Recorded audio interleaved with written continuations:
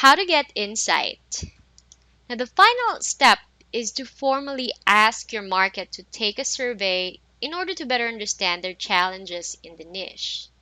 Now, you can make it easy to distribute your survey and collect the results by using a tool like surveymonkey.com. Now, the key to a good survey is to make sure you're not asking leading questions. Now, another important point to make is that sometimes you can inadvertently bias your survey takers simply based on the order you ask the questions. So, for example, if you ask your participants a bunch of questions in a row about money, like how much they make, how much they spend in the niche, etc., they're going to have money on their minds for the rest of the survey. If you start asking them how much they'd pay for a particular solution in your niche, you may get lowball answers.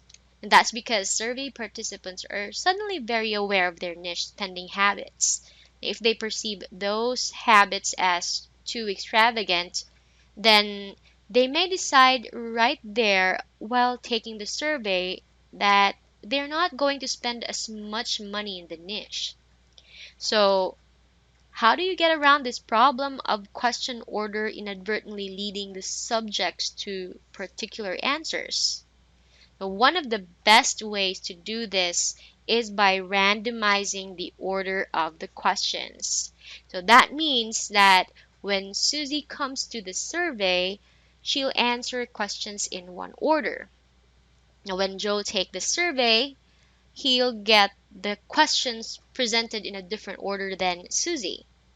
Now, when Manuel takes the survey, the order of his questions will be different than both Susie's and Joe's survey.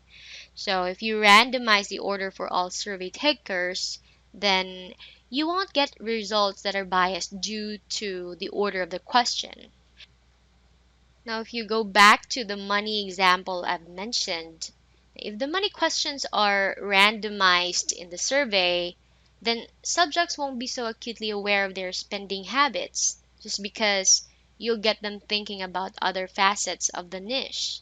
And you will get better, more accurate answers. Now, here are examples of questions to ask. What are your greatest problems or challenges in the niche? What solutions have you tried? Have those solutions worked for you? If not, why not? And what do you like best about the solutions you're currently using? And how would you improve the solutions you're currently using? And what is your niche relevant goal?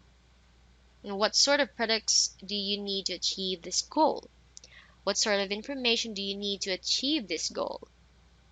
And what features would you like to see in a niche relevant product? So be sure to also collect demographic information from your audience, such as age, gender, where they live, and all the other data points we talked about previously. Now, the reason this is very important is because your niche market may have slightly different demographics than the ones you've uncovered via pure research or other scholarly sources. And here's something else. If you get enough surveys, you may be able to start creating different customer avatars based on your different market segments. For example, let's suppose you sell weight loss solutions to women. And you may realize one segment of your market consists of new moms who want to lose the baby weight, while another segment consists of middle aged women who are struggling with weight loss because their metabolisms are slowing down. Now, once you know you are serving two distinct segments of the market, it's going to give you a better idea of how to better connect with your prospects.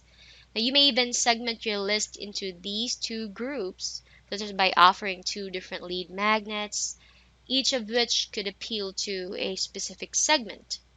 And you could then create content and products that are aimed at these two different segments. So, bottom line is, the more you know about your audience, the easier it will be for you to connect with them and influence them.